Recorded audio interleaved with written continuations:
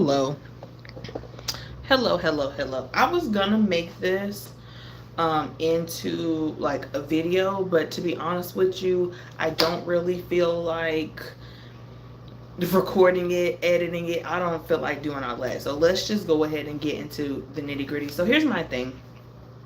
There has been a shift in social media, and specifically social media with the intent of like the salon experience, right? You know what? Hold on. As a matter of fact, hold on. Because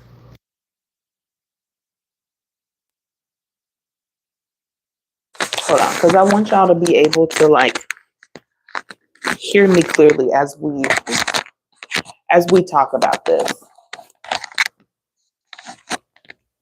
Let me find a good spot.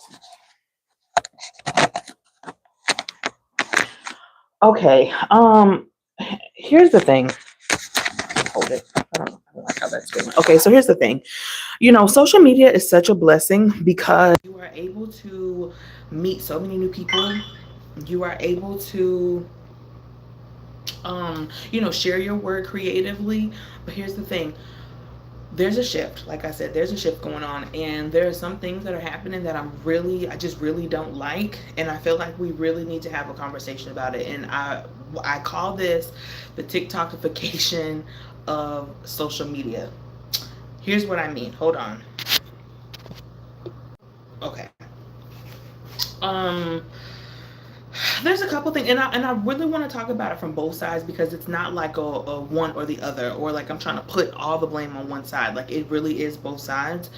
But first, I want to start with like the client side of things. Here's the thing, you guys. I think that there is becoming unrealistic expectations. Nope, and my microphone died. That's okay. I think that there's becoming unrealistic expectations as far as like the time of a service, right? Like I think that because we as hairstylists will take maybe a 4 to 6 hour service and turn it into a 30-second to 2 minute video, people genuinely think that their hair is going to be as swiftly done as a video will show. And here's the thing, everybody's hair is different, and I'm going to keep telling you that everybody's hair is different. So you can't come into a service and think that you are going to have a 45-minute balayage. I'm so sorry. And if anybody's marketing to you a 45-minute balayage, I listen, I don't think that's a good thing, because here's the thing, techniques have evolved. Things that we used to do early 2000s are not going to be the same techniques that we are going to do in 2025.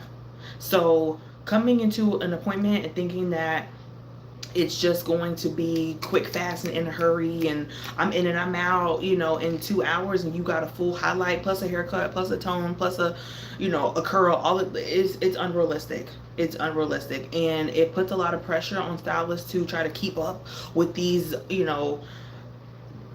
crazy time restraints on things that take time, especially when you have someone that's only going to come maybe once or twice a year to get their color done.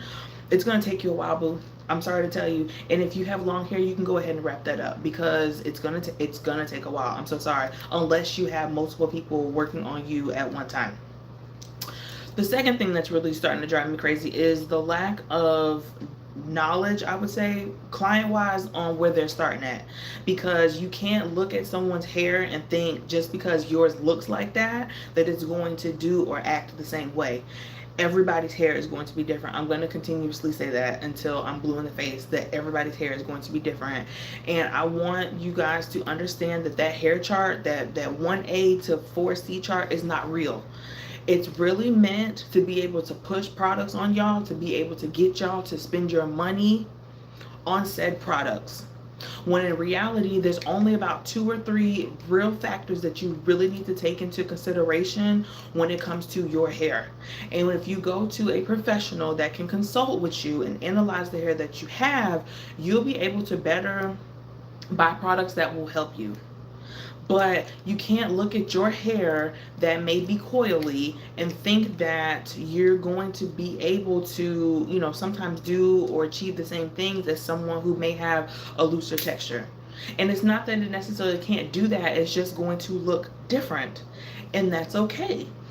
I think we're getting a part of just the salon experience. I think that we are getting away from individuality. Everybody wants to look the same. Everybody wants to have the same hairstyle, the same hair color, the same haircut, and those things are fine. But you also have to understand that the salon experience is supposed to be customized. Even if you bring an inspo picture in, right? There's something about that picture that you like. It's not meant to, okay, well, you have this inspiration picture and I'm making you look like that person. You're not going to look like that person. I'm so sorry. It's just the way that it's just the way that it is. And I see it a lot of times with people that have coilier textures, that they are looking to, or they feel like there's going to be some sort of ease to their hair versus, well, not necessarily that their hair is going to be easy. It's just that they feel like there's an easiness to looser textures. And I'm here to tell you that's not always the case. And as much as we want race and texture to be synonymous, sometimes they're just not. Genuinely, like they're not. And so it really saddens me to hear people with curly or coilier textures that think that their hair is hard, or that their hair is, unmanageable, when that's not true at all. And to be honest with you, it really gives a little bit of like self-hate to me, a little bit, because there's nothing wrong with your hair. Your hair is beautiful just the way that it grows out of your scalp, and you don't have to manipulate necessarily the texture for it to be beautiful. So that's the other thing, and that really plays into, influencers pushing product. You guys have to understand they're being paid to promote said product. Could it work for their hair? Absolutely, right? But just because it works for someone else's hair does not mean that it's going to work for your hair, for a couple different reasons, right? And it doesn't necessarily have to do with texture. It may be the way that the hair absorbs water. It may be that their hair may be either more dense or less dense than yours. So I get it. We look at influencers and we feel like they're relatable and we feel like they're our friend, but at the end of the day, they're collecting a paycheck. So, if they're going to skew a little bit over on one side or the other, please understand that, yeah, they may like that product for real, but they're also getting paid to tell you that they like that product. And so it makes my job 10 times harder because, like, who am I, right? I'm just one person, but also who are they? They're just one person. But they also don't have the experience that I have. I've been behind the chair almost 15 years. And I'm not saying that I'm better than or anything like that. It's just that I have expertise, but I also have knowledge, and that knowledge comes from being around and working with different textures. It is what it is. So, I get it, right? Like, we see these influencers and we like them, and, like I said, they feel like our friends, but also at the same time understand that they're being paid to push a certain product to you. And then you go home and feel like, oh, well, yeah, this person said so. But my issue with that is, why are you taking the word of someone who, may have used this product for a little bit over someone who can understand the science behind it? Because here's the thing, hair is an art, but more importantly, it's a science. And if you don't have the science behind it, I don't want to talk to you. I'm so sorry. I don't. And that's why I have a hard time with influencers, because, I get it. But also at the same time, I have tested it out. If I genuinely push a product, it's because I've used it on multiple hair textures. My clientele is very multicultural.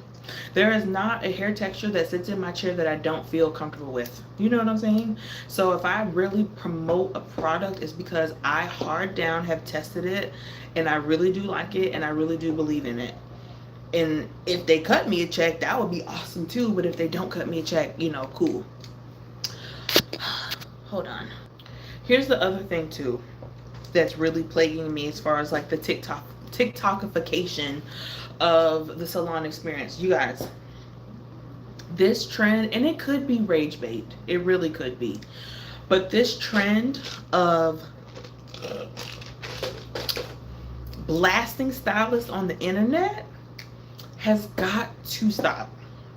Like, it's getting to the point. I understand engagement is the new currency, but this thing has got to stop. You guys, the internet is permanent.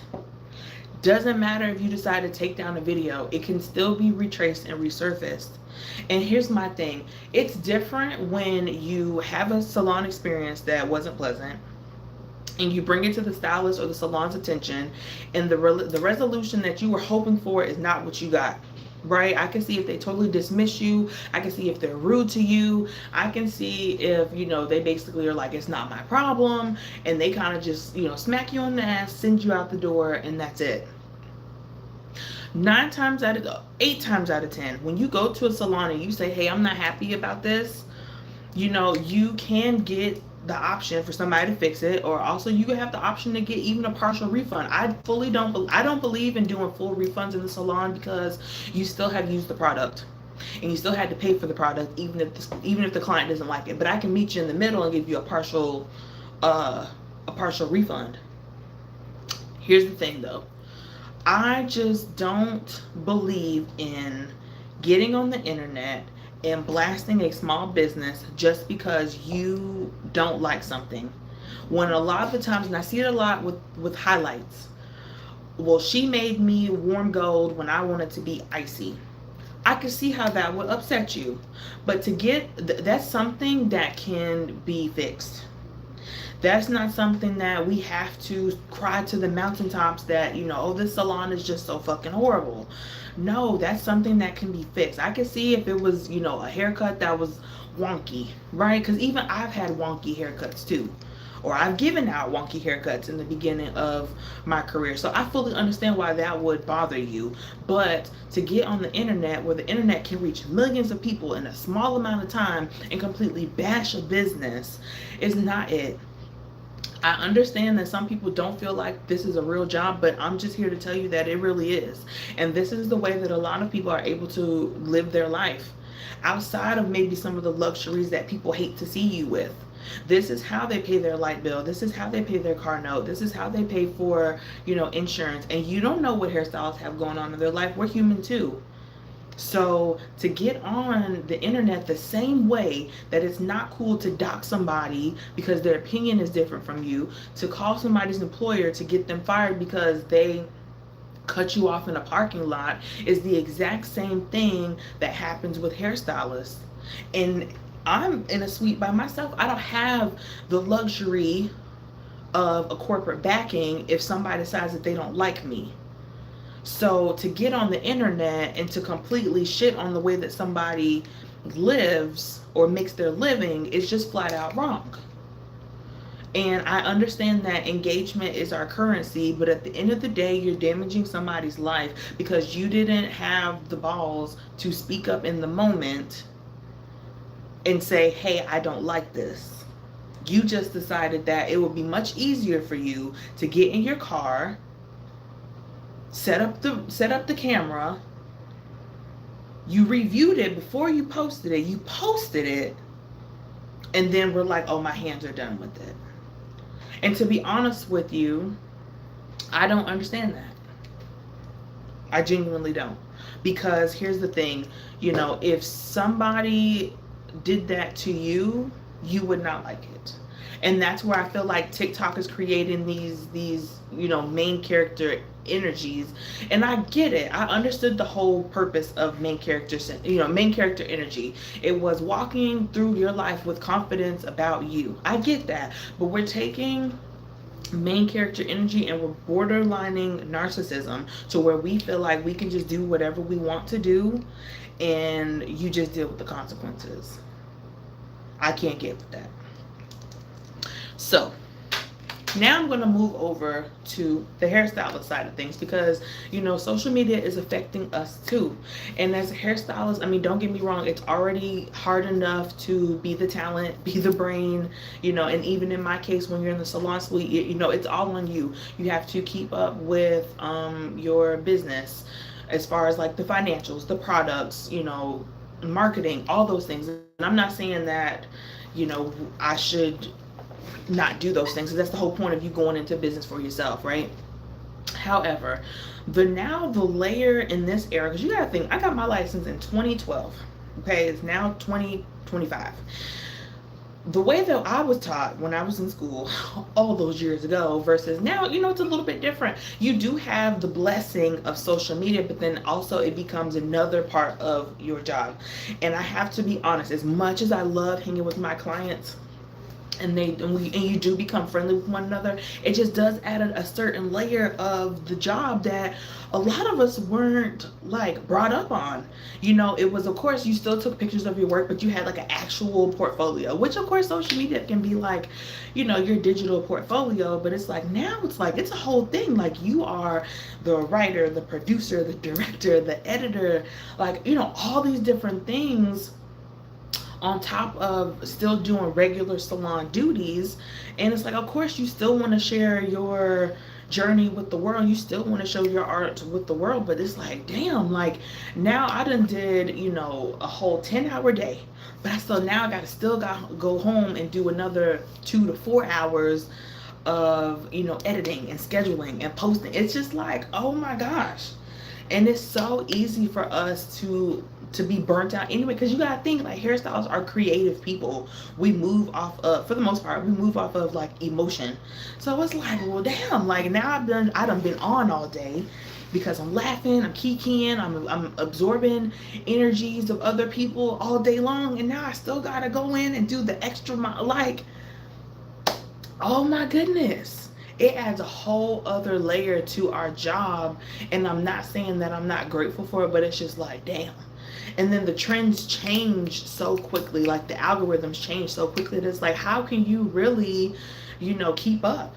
So, for us, me personally, listen, I will look at my books and I'll pick like 2 days and I'll pick 2 clients and I'll be like, okay, well, this is what we gonna do this week. You know what I'm saying? Because it's so much on us now to just be hairstylists, and then to turn around and add the content creation part on top of it. I'm just like, whoa, like, I am like mind blown. I'm almost finished here. But yeah, for us, like the content creation for TikTok, hell, Instagram, the content creation part, it's crazy. And then too, like, it leads to anxiety too, a little bit for us, because you have this group of people who are coming by and, blasting you on the internet, that it's like, you almost have anxiety about performing services that you could do with your eyes closed. Because while you may smash it, if somebody else don't like it and they decide that they want to blast you out to everybody, it's like, it gives you anxiety. Also too, with the TikTokification of the salon experience, I just want to touch on influencers one more time. And I'm not trying to shit on influencers, because I get it, right? But here's my thing. When an influencer comes in and they want to film their salon experience, right? I don't think that they understand that we're not really getting as much off of this as they are. Like, it's different when, like, if I were to use an influencer to say, hey, like, as like social proof. But when influencers come through, and even granted, if our audiences don't align, and you decide to say, hey, I went to the salon and I had a great experience, we're not just getting flooded off our books with people like, just lining up to get on our books, unless it comes with some sort of like referral code or like discount code. You know what I'm saying? Like, we not really reaping the benefits like that off of influencers coming by and filming our services and stuff like that. You would think so, but in reality, she may have, let's just say if she was local, right? She may have like 12,000 likes off of a video. You might get anywhere, I would say 15 people max, like absolute max, off of that. And they may not even stay. Like, they might just be here just because, like, people build parasocial relationships to influencers. Like, they want to do the things that they're doing, go to places, like, they don't necessarily fuck with you. And to be honest, in this business, people have to like you a little bit. Like, yes, they like your work, but at the end of the day, like, you have some hairstylists that they are dog shit at doing hair, but because people like their personality and they like to hang out with them, they'll spend the money regardless of what the price is. So, we don't really see that much of a reward off of people coming to, our place of business just because an influencer comes by. Like, I hate to say that, but it's the absolute truth. So there's that. Then, like I said earlier, the algorithm is like always changing. Like, every time you feel like you have it down, you have your pattern, algorithm is like, fuck you.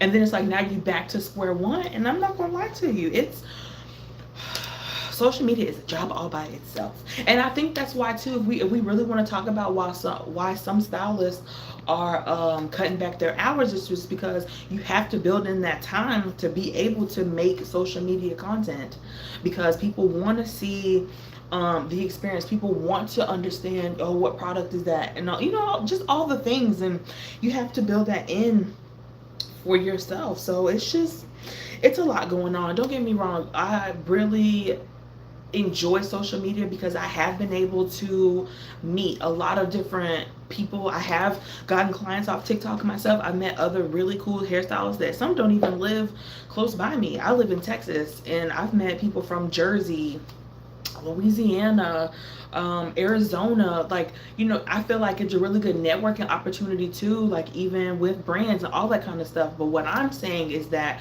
we have to be cognizant of the dark side of social media, and it's coming from people understanding that currency is our new energy is our like rate, yeah. Wait, what was I gonna say? Yeah, energy is like our new currency. And so, but I feel like they're using those things to do more harm than they are to do good. And that's where I have to like kind of put a stop to it, because no. And then even too with hairstyles doing like that, those skits where it's like, oh, my client, X, Y, and Z, it's like, is that the energy that you really want coming into your salon? Because 9 times out of 10, the answer is going to be no. Because I don't.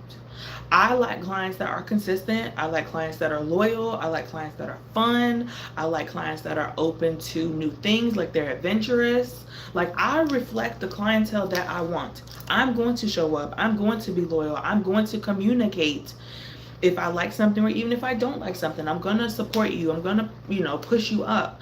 But we are living in a time right now where people find it super hard to do those things, and then they want to shit on hairstylists. And I think it's because, if we want to dig a little bit deeper, I think it's because a lot of people aren't happy with themselves, and because we are in a service industry, they want to come in and we're supposed to just like kiss their ass.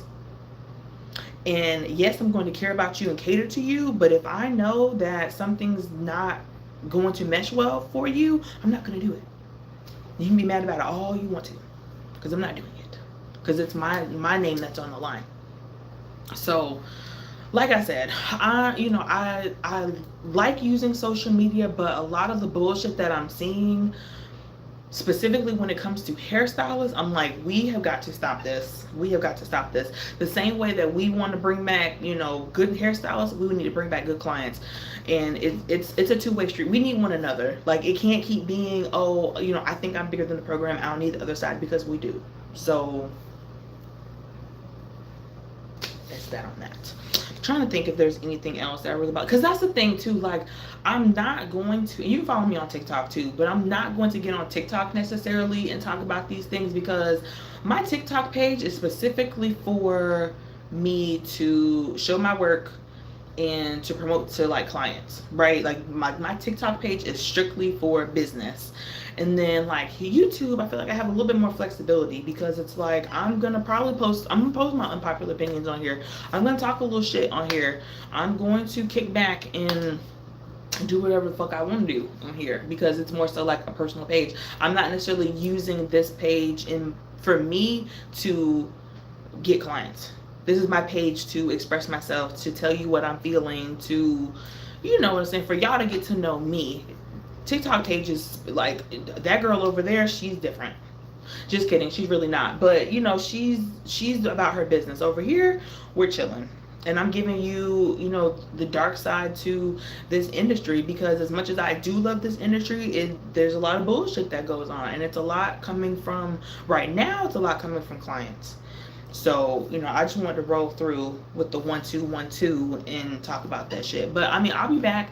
I fully plan on revamping my YouTube page. I just, for the life of me today, I just really didn't feel like filming a video and then having to edit it, and I didn't feel like having to do all that shit at all. So I felt like, let's just go live and just talk about stuff. So if y'all want to do more live stuff, we could do that. If y'all just want me to make videos and suffer through editing, I will consider it. So that's all that I got for today. But the TikTokification of the salon experience is really driving me crazy.